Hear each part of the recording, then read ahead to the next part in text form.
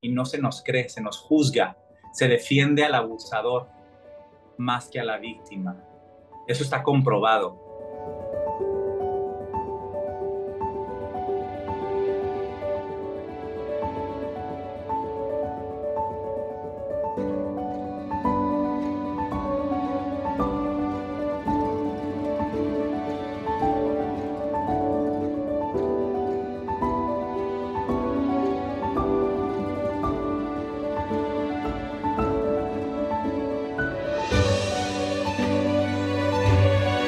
Es un tema que los hispanos tenemos bien tapado, bien callado.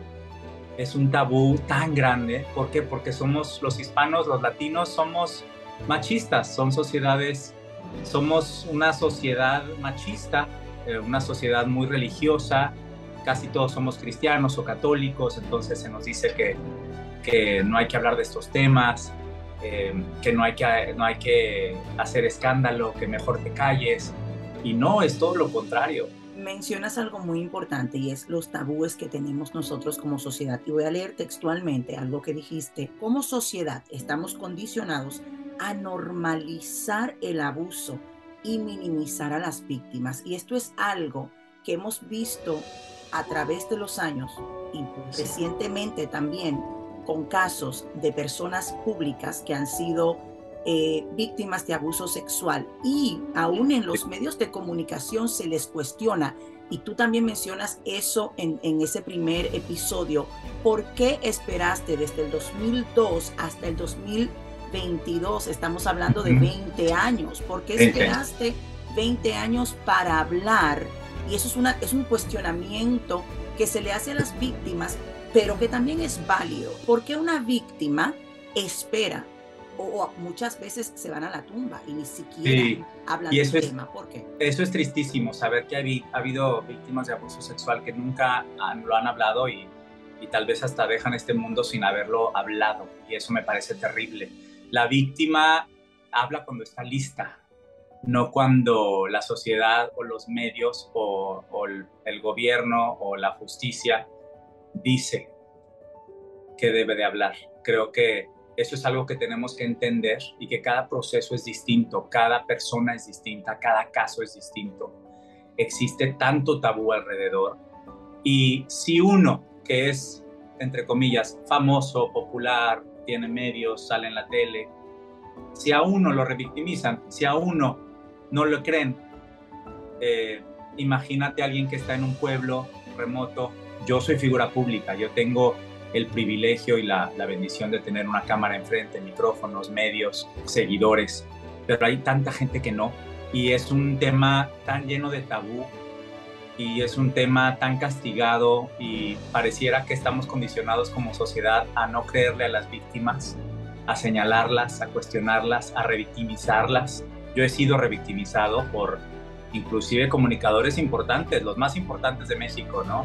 Me han llamado, vamos, mentiroso, bla, bla, bla, ¿no? Y es hacerle entender eso a la gente, que las víctimas eh, les da miedo, nos da miedo hablar, precisamente por eso, porque se les revictimiza, se nos revictimiza y no se nos cree, se nos juzga, se defiende al abusador más que a la víctima.